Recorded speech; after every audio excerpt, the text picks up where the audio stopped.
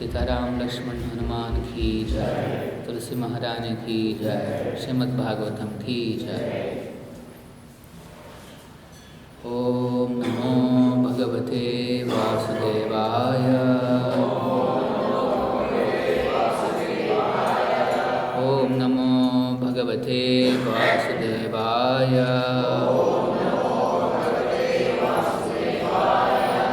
ओम नमो भगवते वासुदेवाय।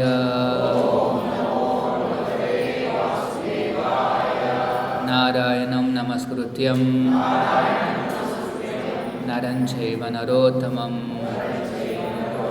देवीं सरस्वतीं व्यासं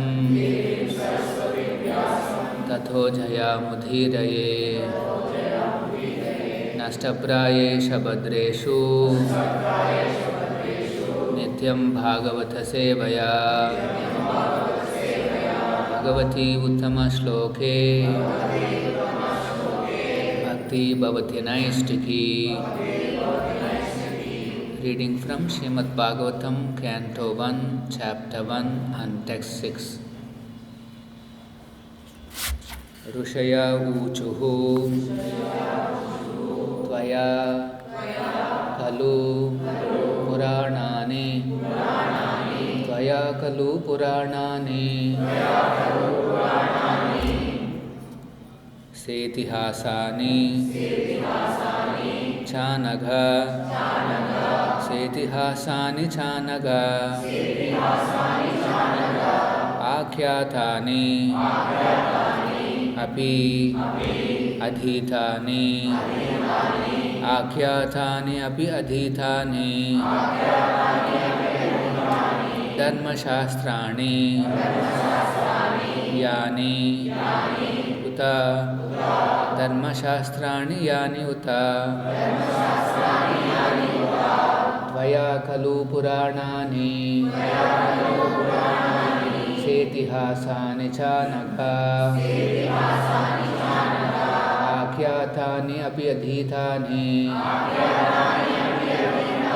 धर्मशास्त्राणि यान्युत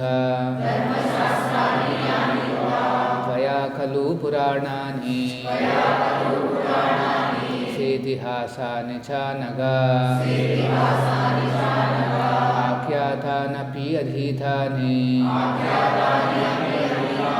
धर्मशास्त्राणि यान्युत।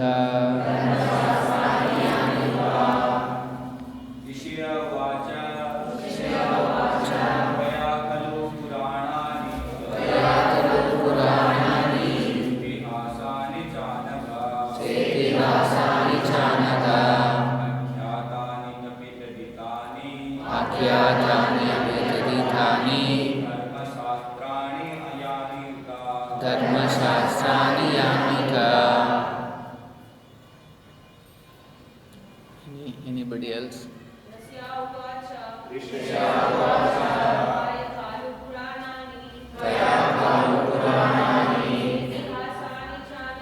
सेतिहासानि चानघ आख्यातानि अपि अधीतानि धर्मशास्त्राणि यान्युत।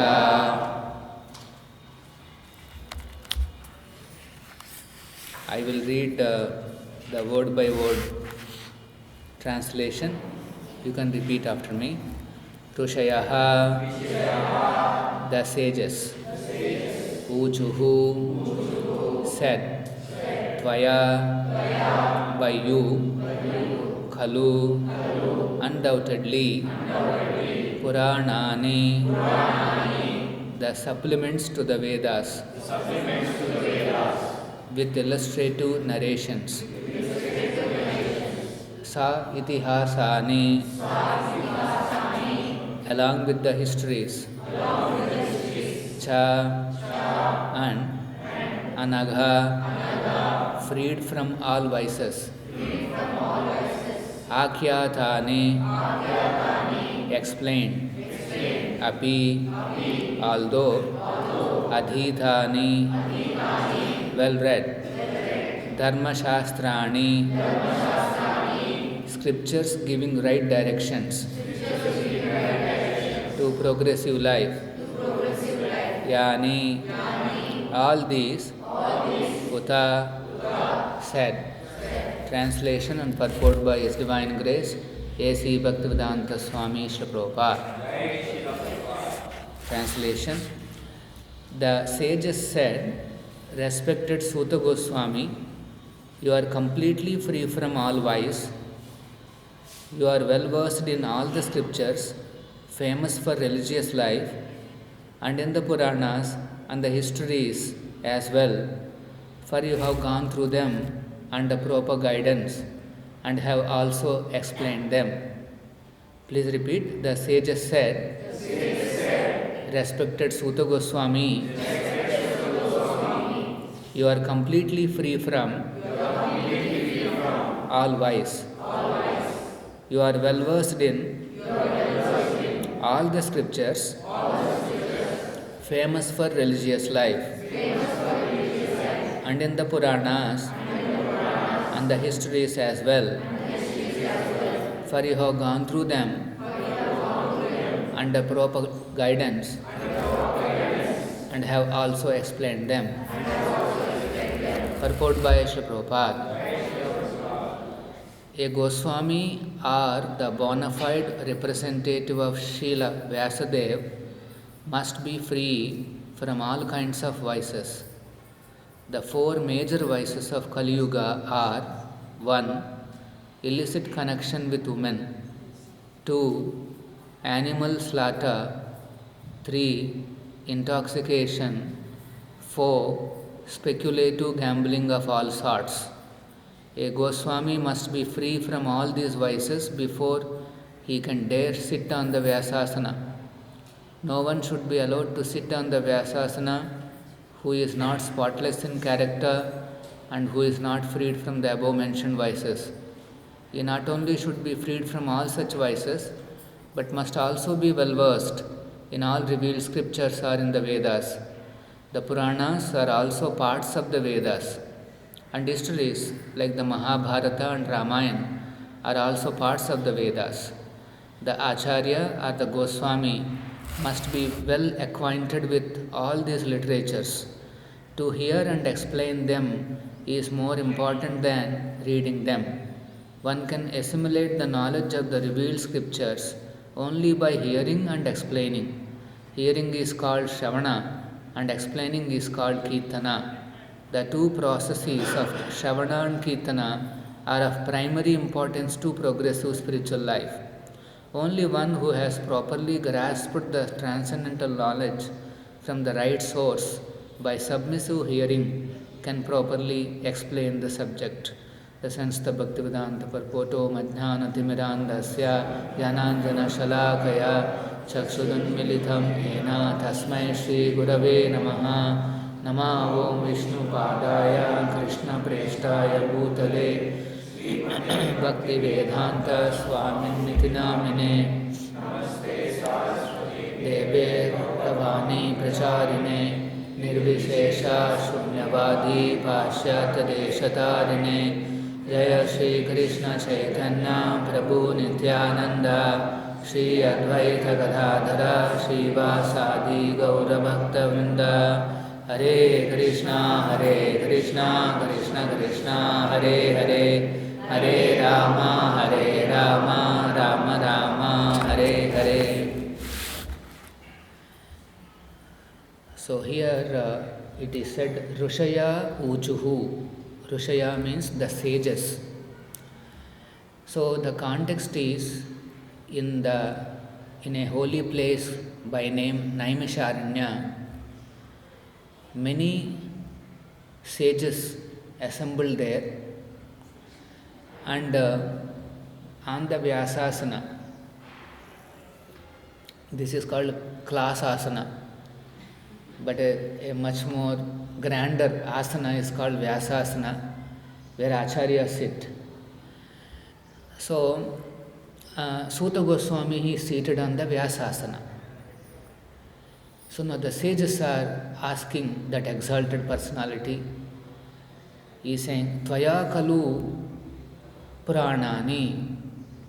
They are accepting Suta Goswami as one who is he is well versed in Puranani, Itihasani, Chanagha. First of all, they are addressing Suta Goswami as Anagha. Anagha means he is free from all the sin. So, Prabhupada is explaining if somebody has to be seated on Vyasasana, the first qualification is that he should be free from all the sinful actions. Actually, in the world around us, we see a lot of crime and negative things, and they are all called sinful activities. There will be a reaction either by the local government or by the government of the Supreme Personality. They are called sinful acts. Government should be a representative of God and ensure that these crimes and violence, unnecessary violence, doesn't increase in the society. That should be the goal of government.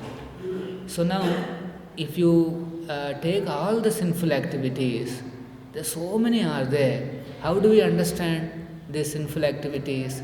So the Shastras have simplified the understanding. They said, sinful activities, everything put together, it's like a big building, like one of the towers. But all these sinful activities, they are standing on just 4 pillars. There are 4 pillars on which the entire sinful life is standing. So Shastra is saying, somehow or other, if you can break these 4 pillars, then no possibility of sinful life at all. Outside, people are so much worried about sinful reactions. That means if somebody does a sinful activity, there is a sinful reaction, action and reaction. So people are very worried about the reactions, and certain religious paths, they scare people that you are all papis, you are all very sinful and you are all going to go to hell. These are the kind of the statements that we hear. So there is actually there is something called sin and there is something called pious. Some activities are called pious and some activities are called sinful. So now the sinful life is based on 4 pillars. Now what are those 4 pillars? Here one is illicit connection with women. The relation between man and woman is considered sacred in the Vedas. That sacred relationship should not be contaminated or polluted. The connection is not denied between man and woman is natural. But such connection should be meant for producing dharmic or religious children. So that's why there is a process of marriage in human society. In animal society also there are males and females, but that connection has no, there is no facility of marriage there. There is nothing called marriage there. But whereas in human society, there is a religious process of marriage where the man and woman are united religiously as per the samskara. That's why it's called Vivaha Samskara or Vivaha Yajna. That means both husband and wife, they walk around the fire, sacred fire, and take a vow that whole life we will live together. This is the marriage vow. A husband will say, I will stay together, and a wife also will say, yes, I am together with you. So as a family unit, they are all together, following dharma, dharmic shastras, leading a happy, simple life. progressing towards Krishna, Narayana. This is life. Vedas have foreseen, the marriage life like that. So, that's why any illicit relation is considered sinful because it breaks the social fabric of the society. Actually, in the last year in India, what are the total number of crimes in the country they have listed? And there are some 3-4 topmost crimes are there, property issues, and then so there is a murder or whatever. And in that, one of the leading crimes is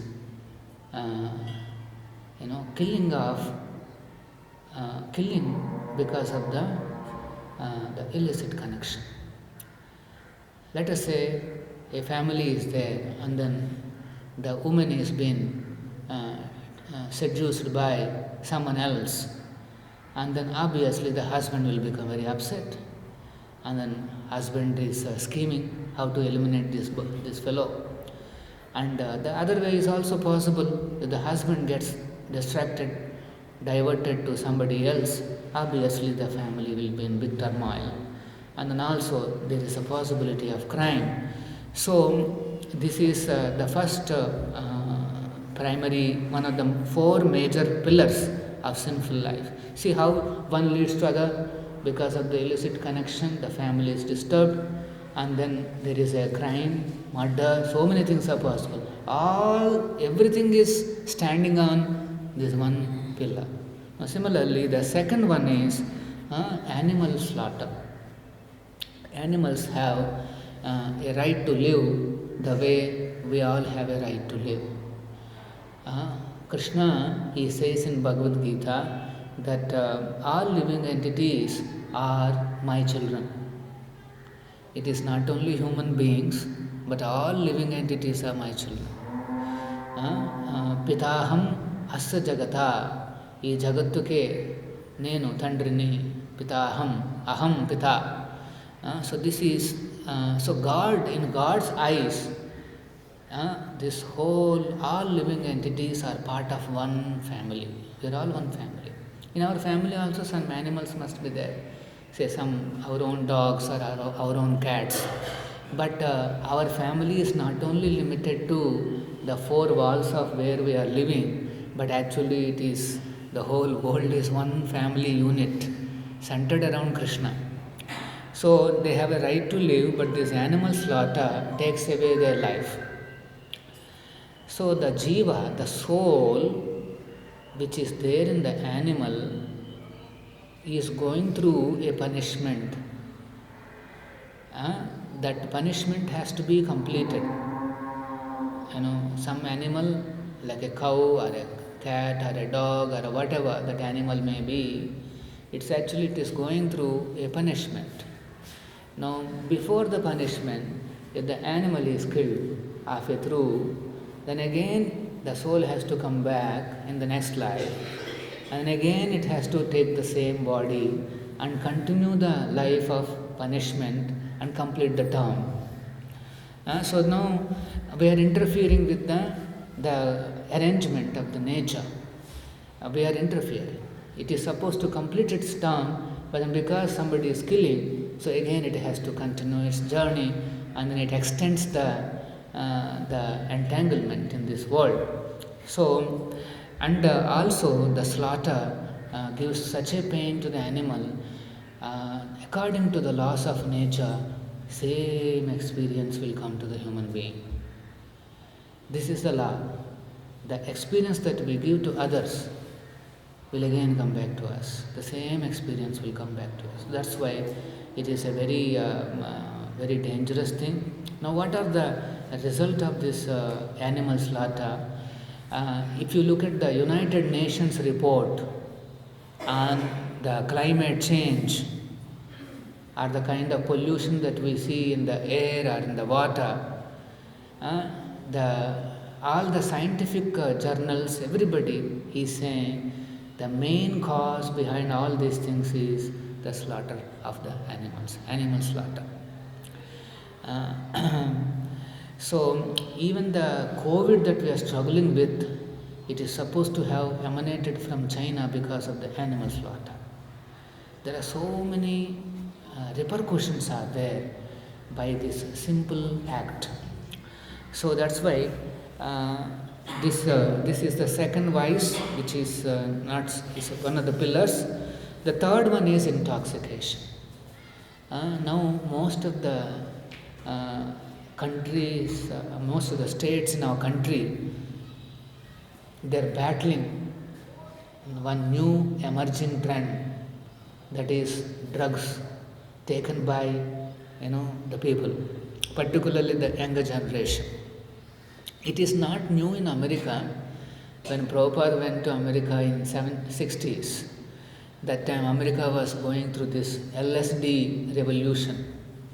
LSD is a kind of a drug, and there are some philosophers who appeared on the stage and they started promoting LSD as something that will give you higher experience. So people have got a theory, a philosophy backing taking drugs, and they are, everybody becoming, they, drug addicts. And so intoxication, liquor, drugs, they're all intoxication. They keep the living entity in ignorance. These drugs, take us away from the reality, and we live in some hallucination, some kind of a imagined world, forgetting all our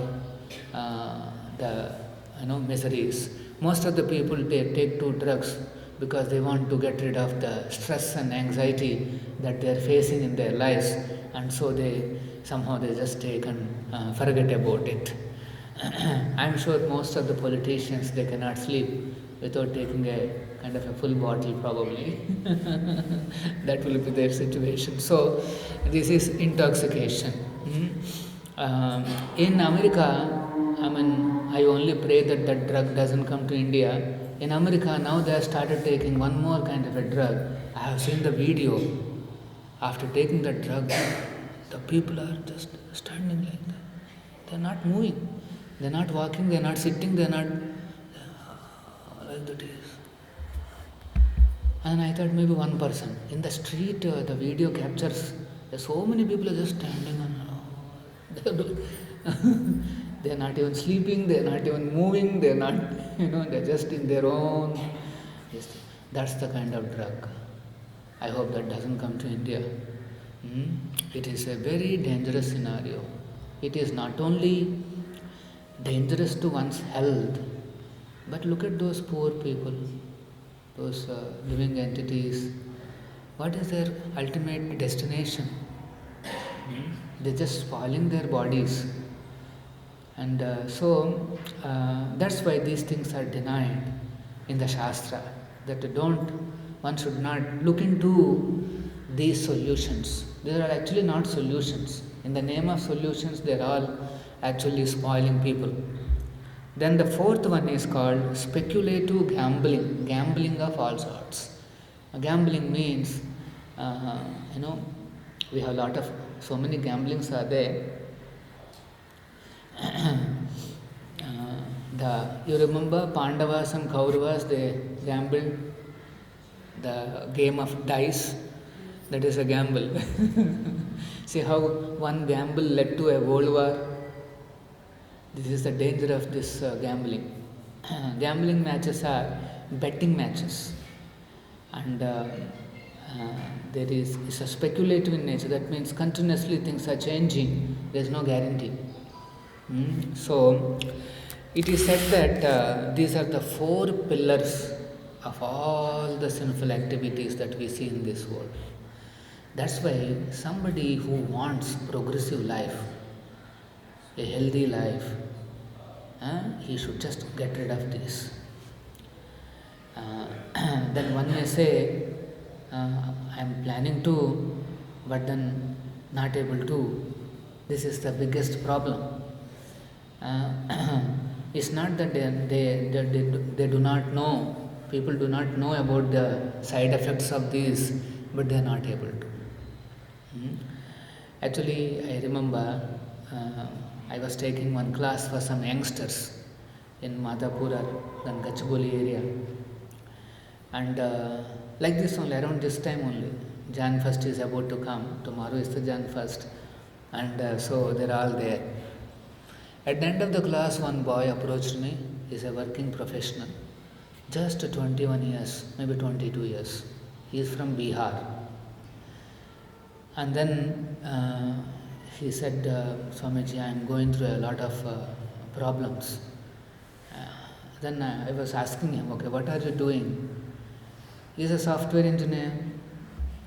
And then he comes from a little lower middle class kind of a family from Bihar. And first time he is seeing in his hand 40,000, 30,000, 40,000, 50,000. In his entire life, in his village, he's never seen such money. But IT jobs are like that, suddenly you will see big money. And then, unfortunately, his roommates are all into drugs.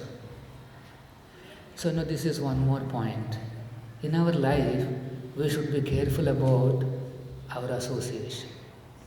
Whom are you going with? That will have an effect on you. They say, no, there is a proverb in English, same birds flock together, right? And so, if our association is good, then our habits will be very good. If our association is bad, if not today, by tomorrow, day after, we will also acquire those qualities, those habits. This is the danger. Particularly the children, they should be very careful about the association. Whom are they making friendship with? Who are your friends? What are their habits?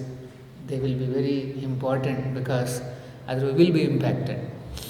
So that boy got addicted, and then what is the consequence?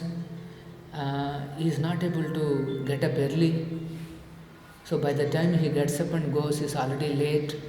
10:30, he is able to punch at 10:30, 11, and then because of the, is kind of, there's no energy, they're restless during the day, not able to focus on the work, and again he wants to come back quickly by 5 o'clock, 6 o'clock, back to the house, and then again he wants to take. See, this is how the drugs will capture the living entity. Chemical addiction is very, very difficult to cross over. So now he started getting warnings from the manager. He's saying, hey, what happened to you? You used to work so nicely. You are on time and you are very focused. Now all those things are not there. What's happening to you? They were asking all these questions. And then the manager is giving warnings. Say, I am giving you official warning, first time, second time. So he's under a lot of pressure.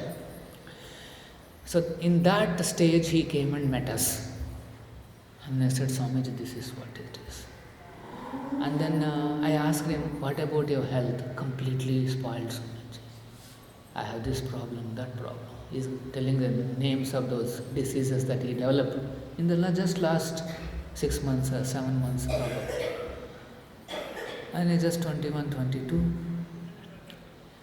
So that's why these habits are very dangerous.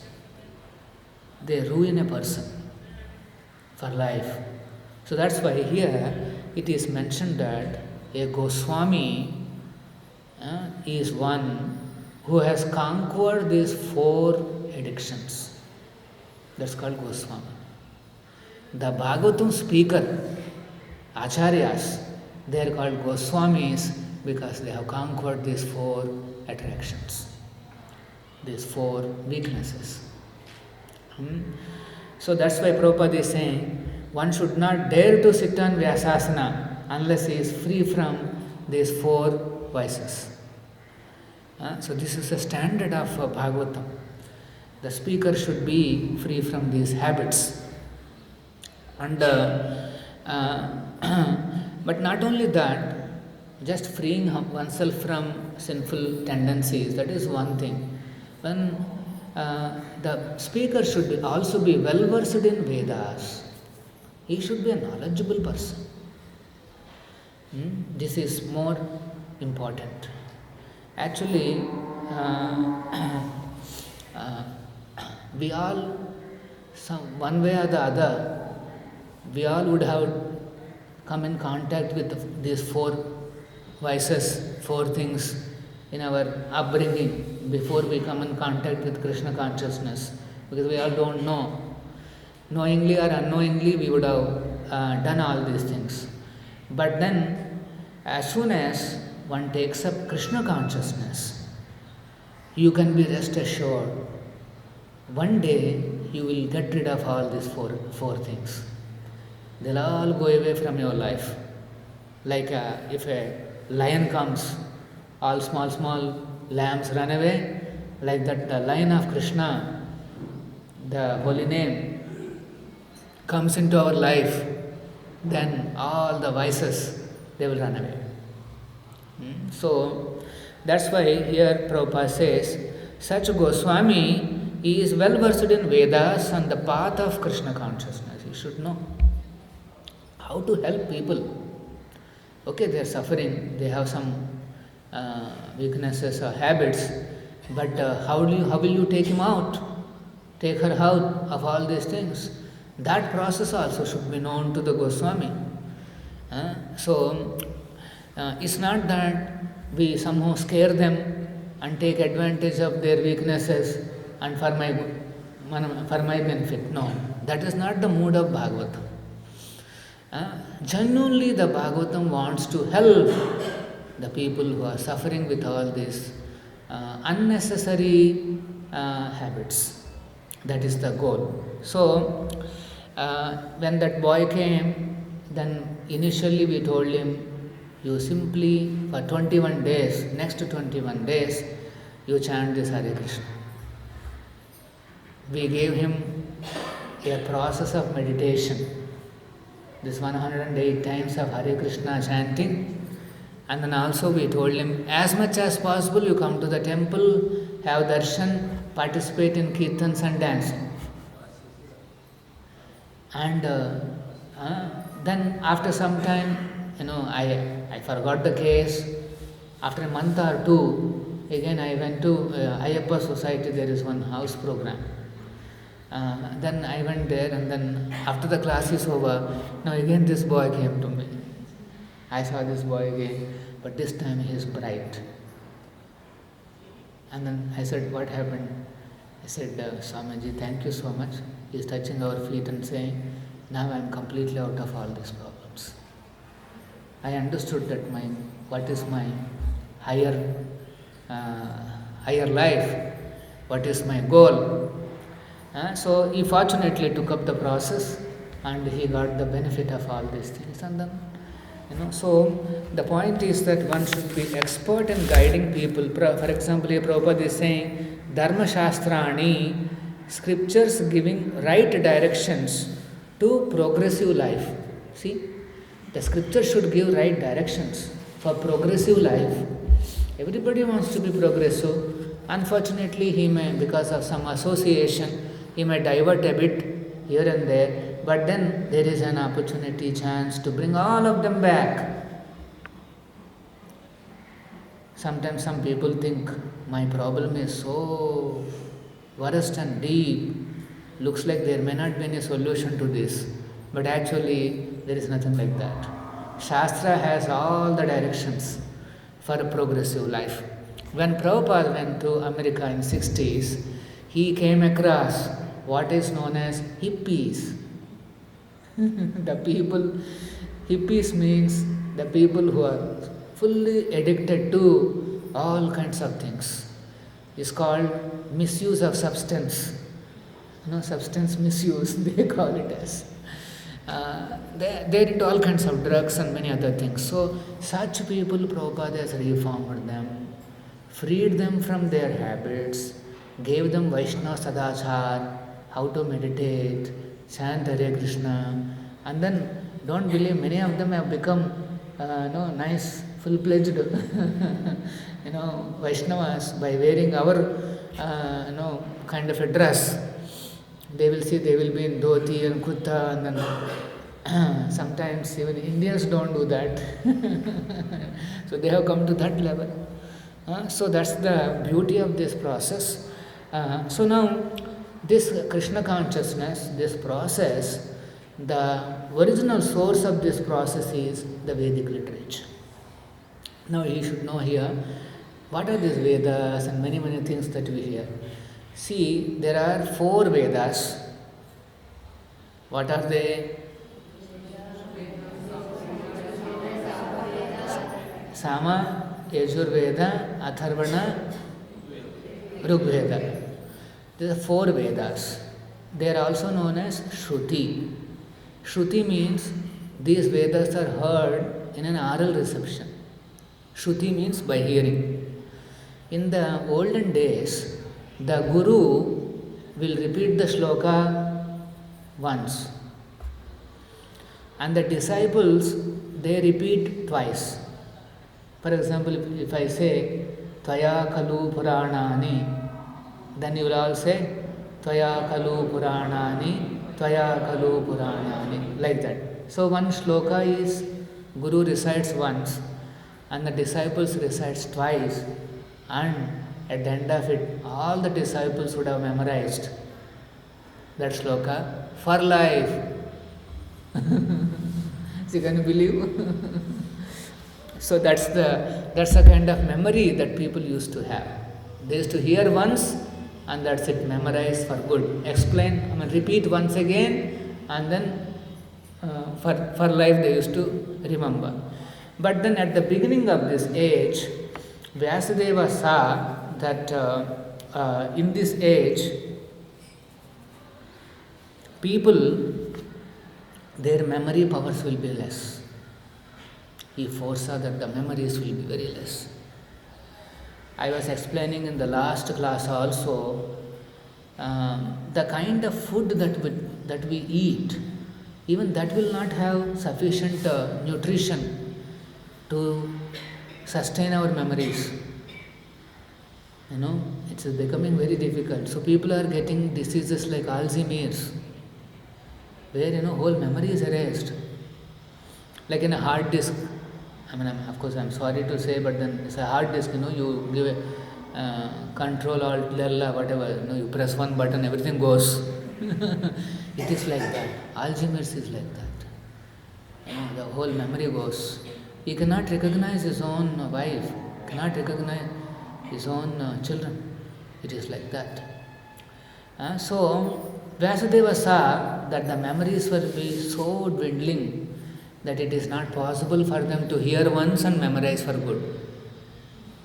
So that's so Vyasadeva decided to put those Vedas which are in the hearing tradition into a writing tradition. He has put them into writing. So that he has done 5000 years ago, before the onset of this age called Kali. Kali Yuga means Kalaha Yuga. That means there will be lot of fightings. People will find some subject matter, and on that subject matter they will fight. If there is no other subject also, they will figure out some subject, and on that they will fight. This is called Kalaha. Full of battles and fightings. And we see mass scale fightings also. There is based in Ukraine and Russia. Now nobody is talking about it because there is one more fighting is going on between Palestine and Israel. So that's a battle. But actually, according to Wikipedia, there are more than 25 battles are going on in the world today. Just that we don't know. Media focuses on something which is juicy. They don't focus on the overall picture. Now nobody is talking about Russia and Ukraine, right? But actually something must be going on there also. So this is the scenario. So these 4 Vedas are the ultimate source of all the knowledge. And from these 4 Vedas, Vyasadeva has compiled 108 particularly 18 Upanishads. Upanishads means in the Vedas he has selected some portions and collected them into Upanishads. Like Ishopanishad, otherwise Shvetashvara Upanishad. Like that, there are many Upanishads are there. And then after compiling 18 Upanishads, he understood that people require elaboration of these Vedic principles. So he compiled what are known as Puranas. Puranas means illustrative narrations. Some narrations which have happened, itihasani, you can see Puranani, itihasani. Itihasa means history. He compiled Puranas, which has illustrative narrations, and also he compiled itihasas like Mahabharata. Ramayana was compiled by one more sage called Valmiki. Yesterday, you saw our Honorable Prime Minister inaugurated the international airport in Ayodhya, and they named the airport as Valmiki International Airport, like that.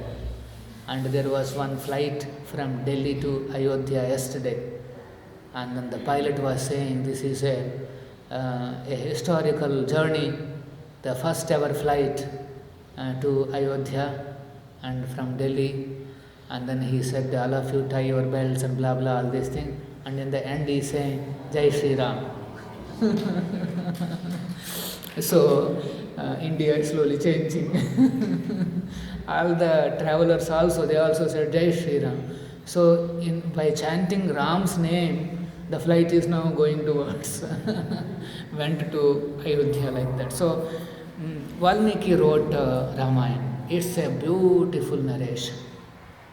The original Valmiki Ramayana, amazing it is.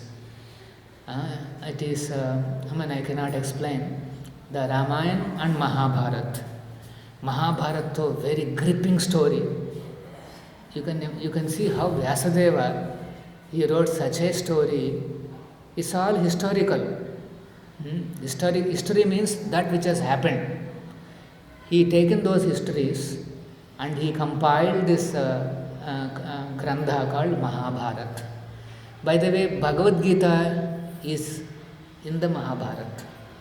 Mahabharata, before the battle, Krishna speaks Bhagavad Gita to Arjuna. So technically, Bhagavad Gita is from Mahabharata.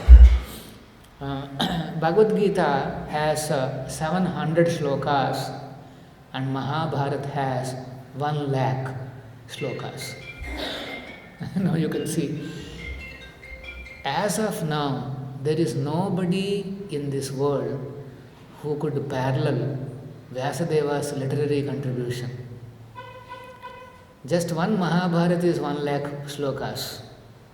And then he wrote 18 Puranas, compiled 4 Vedas, and he also compiled one summary of the Vedas called Vedanta Sutra. Vedanta Sutra is like a summary sheet. And what is this sutra? It has got just 4 chapters. And each chapter has 4 padas. So that's why Vedanta Sutra is also known as 4 into 4, 16, Shodasha Pada. Shodasa means 16, Pada means divisions. So just Shodasa Pada, 4 chapters. So like that, there are some more sages like Parasara, Manu and Yajnavalkya, like that there are many sages.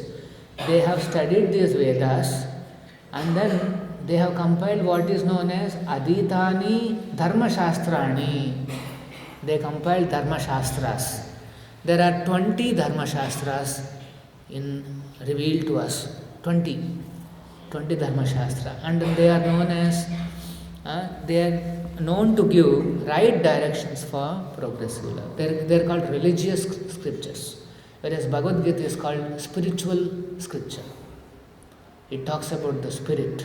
the spirit soul, its connection with the Supreme Soul, Krishna, God, like that. It builds up transcendental aspects. But in the Dharma Shastras, they talk about progressive life in this world, the religious principles that we need to follow so that gradually we can progress towards transcendental life.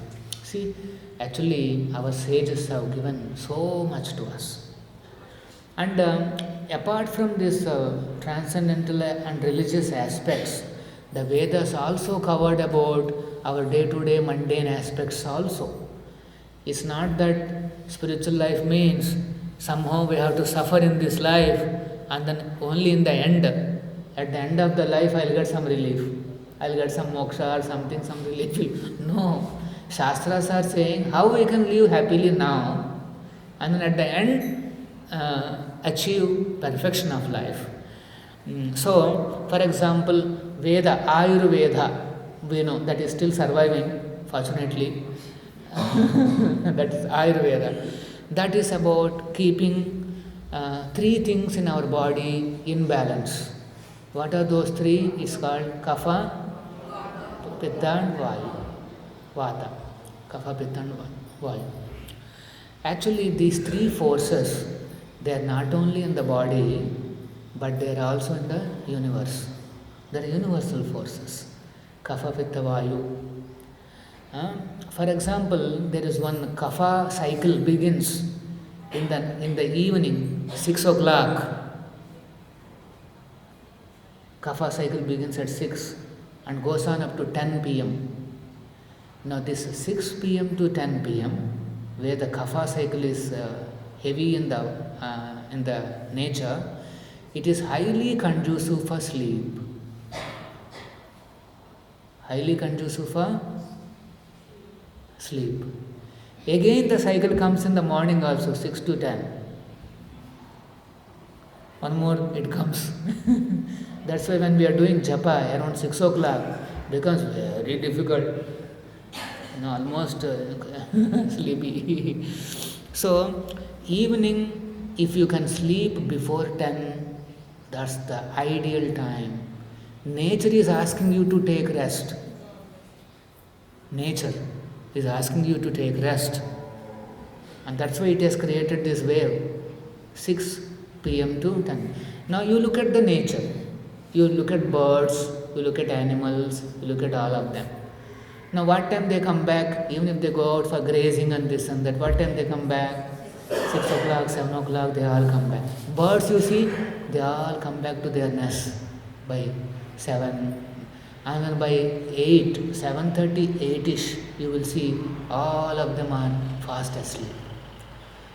I am saying in their natural habitats, that means the animals. And then once I remember, we went to Ahobilam. Ahobilam, Lakshmi Narasimha, Nava Ahobilam are there. Sometimes our temple also organizes tours to all these places. Very soon we will help you out with some of these pilgrimages also. So once we went there, and then we went to one place called Pavana Narasimha. There is one temple. You have to cross a forest and reach the Pavana Narasimha temple. There is already 3 o'clock. The pujaris are saying, Swamiji, you all should return now. It will get delayed otherwise for you. Then immediately we started returning. It's about 4 o'clock or 4:30 we started returning. But by then already it's all becoming little silent and dark and all those things. Actually by 6:37, all the animals and birds, everything will be silent and taking rest. If you want to be healthy, we should go along with the nature. If you consider nature like a river, you be with the river. You go along with the flow of the river, then you will be peaceful. Now let us say you have to swim against the current of the river, then it is a hard work every day. So going against the current of the natural phenomena, it is a struggle. But if you go along with the wave, it is so easy. So, in the spiritual life, what we recommend is take rest early, go to bed early. By 9:30, 10, you should take rest, and then by 5, 4 to 5, get up from the bed. Now you will have a nice rest for say 6 hours or 7 hours, which is a sufficient rest for a human being. 6 hours in one stretch is sufficient, and if you want afternoon time after taking your lunch or whatever, 1 hour rest is permitted. This is as per Ayurveda. There are many conceptions are there. After food can we take rest? We may put on weight and all that. There is no such thing. The Shastra has recommended, so you can take rest, but not beyond 1 hour. Not beyond 45 minutes to 1 hour. So, actually, after taking food, some 5 minutes or 10 minutes, resting without sleeping, resting like that, that's also good. You see, in the elder generation, after the food is over, they come and sit in some, what do you call that, a jhula. They sit like this and then, little bit they'll swing like that. These are very good, healthy habits. Immediately after eating, we should not be running, swimming, bodybuilding, all those things we should not do. There are only 2 or 3 activities permitted. One is this kind of a little rest like that, without sleeping, just rest. And then mildly walking. Or there is one asana called Vajrasana. See, all these instructions, some of these shastras, they talk about Sandhya Vandana, they talk about what is that, Shraddha ceremony. All these rituals are mentioned in this Dharma Shastrani. So that's why here it is said, Akhyatani api adhitani Dharma Shastrani yanyuta. So here Sutta Goswami, he is not only free from the sinful activities, he is also well versed in Vedas, Puranas, Itihasa, histories, and then Dharma Shastras. There's so much of wealth of knowledge he knows. See how many aspects we came to know today. How much we'll be able to follow, that's a different issue. But then at least we should try one by one. You can try this sleeping early and getting up early. It'll be very nice. Unfortunately, in our house, there is one big enemy has come into our house. What do you call? TV. And then TVs, I remember in my childhood, the TV used to be there up to 8 or 9 o'clock, that's all. After that, there is no content in the TV. The Doordarshan or whatever it is, over. And we all used to sleep, cursing Doordarshan, why it's closed. Then came the foreign channels, that is some channel I forgot. And then they said 24/7. And we were all excited, there's so much to see. So, actually what happens, I'll tell you, after it crosses 12, you will actually not feel like sleeping. You feel lighter and lighter. Around 1 o'clock, full energy. By then Vata is coming into your life, full energy. And you don't feel like sleeping. I remember when I was studying in college, we used to be awake till 1 and then come back to the hostel, take rest and somehow make it to the first class, which is 9 o'clock. 9:30. That was this thing. When I came into Krishna consciousness, they told, see, you should sleep early and get up early. And I felt, okay, looks interesting. Then I decided to change. So, I somehow in few days I got up early, around 4 o'clock or 3:34 I used to get up.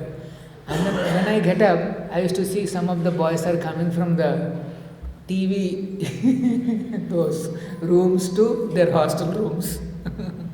So they are coming back to sleep, I am just getting up. Actually, transcendentalists, people who follow the spiritual life, for us, what is day is actually night for the outsiders.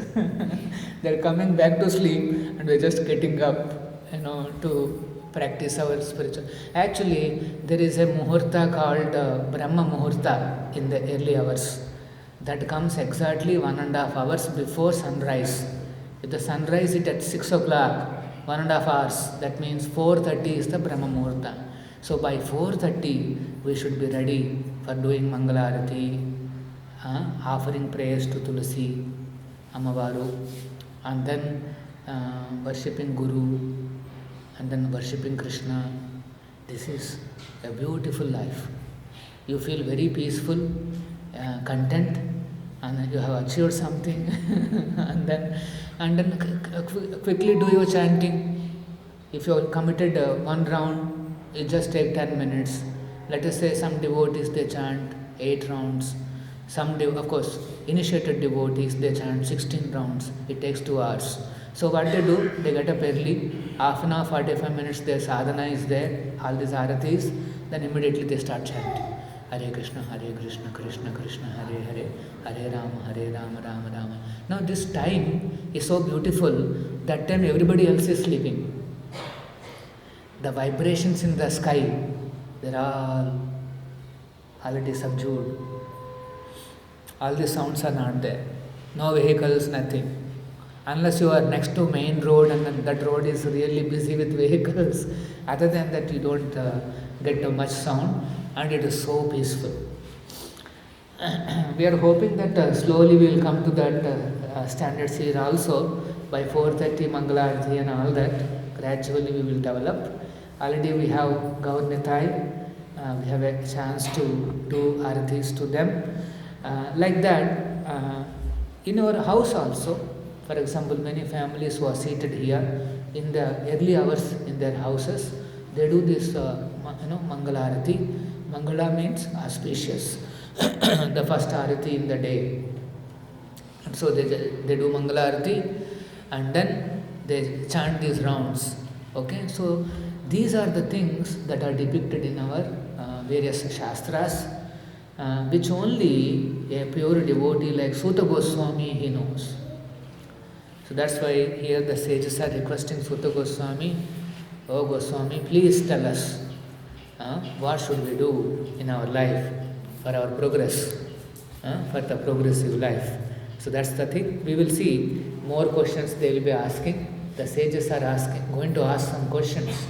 That's why this chapter is titled Questions by the Sages. There will be 6 questions they will be asking, and they are the basis for 18,000 shlokas of Bhagavatam. So what are those 6 questions? We will see in the next classes. Hare Krishna. Any questions?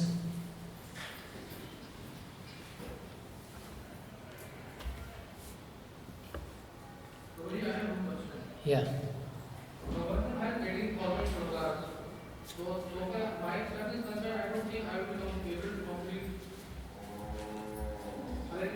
Yeah.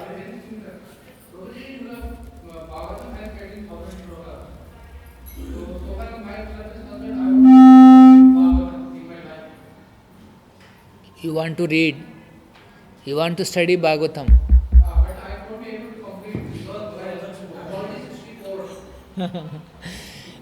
No, actually, it's a good anxiety. If you read Bhagavatam, I would say every day 1.5 hours. If you read, then my guess is that you will be able to complete in 4 years. 3 to 4 years. And since you are practicing all these things, devotee, your lifespan also increases. So you will have sufficient time. Yeah. Yes. So 3 to 4 years you can easily complete, because some of the chapters, the purports are very small, and you can go very fast in those. For example, in the ninth canto, it's about the the generations, the names of genealogical table it is called. So it's only names of people in the families. So you can go on reading. So that will be very fast. But in the first one or two one or two cantos, they are highly philosophical. So you may have to spend a little more time. But how many? Oh, okay. Good. That's very nice. So you can keep in the same pace. I'm sure within 4 years you will be able to complete once. And then after this, you have one more challenge that is called Chaitanya Charitamrita. Lord Chaitanya Mahaprabhu's Charita. That is having 12 volumes. Bhagavatam has 18 volumes and that has 12 volumes. Bhagavad Gita, we consider it as preliminary study of spiritual life. Bhagavatam is like a degree, advanced. And Chaitanya Charitamrita, it's based on Bhagavatam, that is called PhD in spiritual life. So I wish you should complete PhD. Yeah, certainly you will get the you will get the blessings and then you complete the PhD and become expert in this science. But then how do we assimilate this knowledge? Only 2 steps. One is here, one more is you should explain.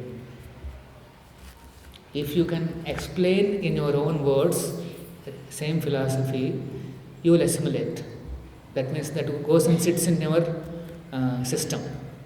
So that today's topic is that only. How do I assimilate this knowledge? Very simple. It could be any knowledge, either physics, chemistry, mathematics, whatever the children are studying, or it could be transcendental knowledge. You hear and then you explain. Each one of us should become preachers of Bhagavad Gita. That you may think, really, I don't know anything. No, you understand just one shloka, same shloka you repeat, explain to somebody else. Okay? Yes.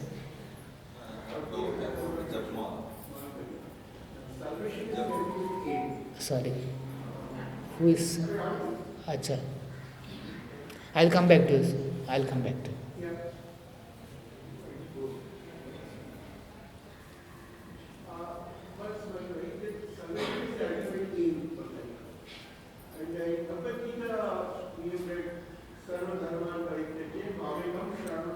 Yeah. How we? Practical, yes. This Sarvadharman Parityadya shloka is considered the essence or the final conclusion of Bhagavad Gita. What is this shloka? Sarvadharman Parityadya. That Dharma Shastrani is there, there are 20 Dharma Shastras. Now Krishna is saying, Sarva Dharman, those 20, Parityadya, you give it up. Hare, Krishna comes to establish Dharma. Now he is saying, you Parityadya. Sarva Dharman Parityadya. Then he is saying, Mamekam Sharanam Raja. You take shelter of me. Me means here who? Krishna. Then, my Lord, if I give up all this Dharma Shastra and take shelter of you, surrender to you, then what happens to my sinful life? I would have committed knowingly or unknowingly. Krishna is saying, Aham tvam sarva papebhyo, ne sarva papal nundi, moksha ikshami, I will give you moksha. I will liberate you from all the sins that you have committed, either deliberately or unknowingly, whatever. I will liberate you from this. You just surrender unto me. Actually, this shloka is considered the essence, the final assurance of the Supreme Almighty Lord. Now, how do we practically implement? There are 4 steps Krishna mentions. He says, Manmana bhav madbhakto madhyaji mam namaskuru. 4 steps. First is Manmana. We should think of God every day. We should remember Krishna in our day-to-day life. Generally, what happens in our life, we get busy with whatever we are doing, our own duties. For example, say Matajis, they will get busy with their household activities, dealing with the children, dealing with the other aspects of life, and sometimes they are also go for doing their duties. And then, of course, the male members they go for doing some job or some business or whatever that duty may be. So we get busy with all this. Our mind is continuously working on achieving some targets and handling people and handling materials, and there are so many things. And nowadays, it's not that after a few years you will be free from this learning process. They will say, upskill yourself. Basically, what they are saying is, whatever you know till now is not sufficient. Now you need to move up. You have to learn again, and then you have to go through one more process of all those stabilizing it. So there is a continuous pressure on us in our life to absorb ourselves in our daily duties. Understandable, but then how we can remember Krishna in this busy life? That's why Acharyas have given this simple process of chanting Hare Krishna. Let us say Matajis are cooking. While cooking, you can chant Hare Krishna, Hare Krishna, Krishna Krishna, Hare Hare, Hare Rama, Rama Rama. While doing your duty only, you should remember Krishna. Not that remember Krishna means I complete my duties somehow and then sit and then I have to remember. No. That time may not come also. We will be thinking tomorrow I will sit like that, but actually that tomorrow will never come. So that's why Krishna, actually very practical Bhagavad Gita, Krishna advises, Tasma sarveshu kaleshu mamanusmara. See, very easy to understand, particularly for Telugu people. Tasma sarveshu kaleshu mamanusmara. Nannu talusuko. Eppudu sarveshu kaleshu. Anni vedala. But then Krishna interestingly says, Sarveshu kaleshu mamanusmara yudhyacha. Arjuna, you continue to fight. You are a fighter. You fight. That is your kartavya. You do your duty. You fight, but while fighting mamanusmara. Nan talchukuntu fighting cheyant. This is interesting. That means before hearing Bhagavad Gita, Arjuna is fighting. After hearing Bhagavad Gita, Arjuna is again fighting. Now what is the change?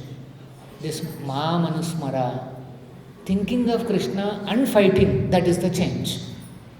See? So this is very important. We should continue to do whatever we are doing. We may be a businessman, consultant, engineer, a lawyer, whatever, or a housewife, or a student, a child. You please continue to do your duties. Just bring Krishna into your life. Add Krishna. There is one chemical called Krishna. You add. It's a very good addiction. Krishna addiction is very good. So that is you have to add. That's why Krishna is saying Manmana. This is the first step. You think of me. Now what is the easy way of thinking? Just chant Krishna's names. While cooking, while walking. Elderly people, they may be doing some jogging in the morning or walking or whatever. Next to you is only that jogging track is there, a cycling track is there. While doing all that, just chant Hare Krishna, Hare Krishna, Krishna Krishna, Hare Hare, Hare Rama, Rama Rama, Hare Hare. You jog and you do all those things, exercises you do. Children, they are traveling, they are walking to the classroom, that time they can chant Hare Krishna, Hare Krishna, Krishna Krishna.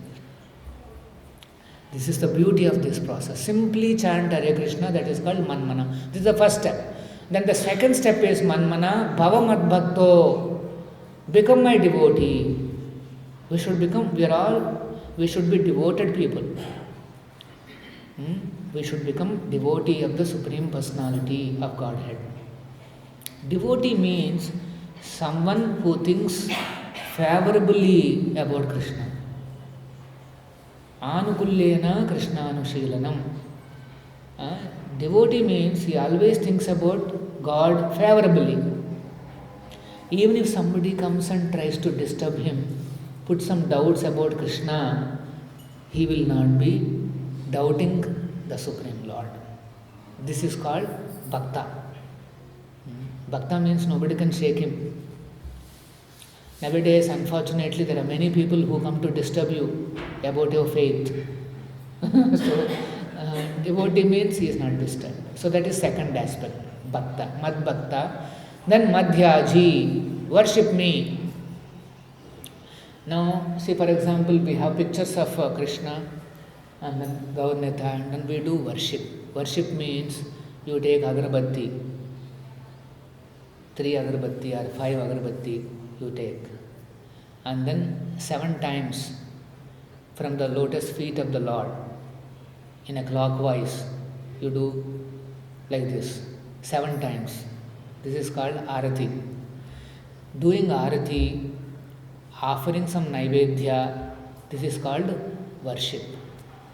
We should know how to take care of Supreme Personality. If we understand how to take care of Supreme Personality, then we can take care of other personalities also. In our life, life becomes easy if we learn how to handle the Supreme Personality of Godhead. So, Madhyaji, Krishna. So, while doing agarbatti, can I ring bell? Yes. We can ring bell and then offer agarbatti like that. There is some misconception that in the house we should not ring bells. Don't believe all this. In Bhagavad Gita, Krishna is saying you worship. Worship means you should ring bell and then nicely do all this. Actually, there is an elaborate arati procedure that you all can learn. We will teach you. And in that arati, we will offer some water also. In that water, if you can sprinkle in your house, no question of negativity in the house, just by sprinkling water. There is a conch shell that we blow. Like that, if you learn this process, whole house will become auspicious. In fact, it will become Vaikuntha. Free from anxieties. So this is Madhyaji. Then fourth one is Mam Namaskuru. We have to pay our obeisances to Krishna. Oh, that's very simple. So there are 4 things. Manmana, think of God. Mad Bhakta, become his devotee. Favorably thinking, never leaving Krishna's service. And then Madhyaji, worship. Mam Namaskuru, paying obeisance. That means in your house, if you have a small altar, just before you leave for your job, just pay obeisances, daily arati, remain his devotee, and go out for your services. During your day, keep chanting Hare Krishna as much as possible. That's all. This is the simplest process. This is called surrender. Surrender has 4 limbs, and then we can start off with chanting Hare Krishna.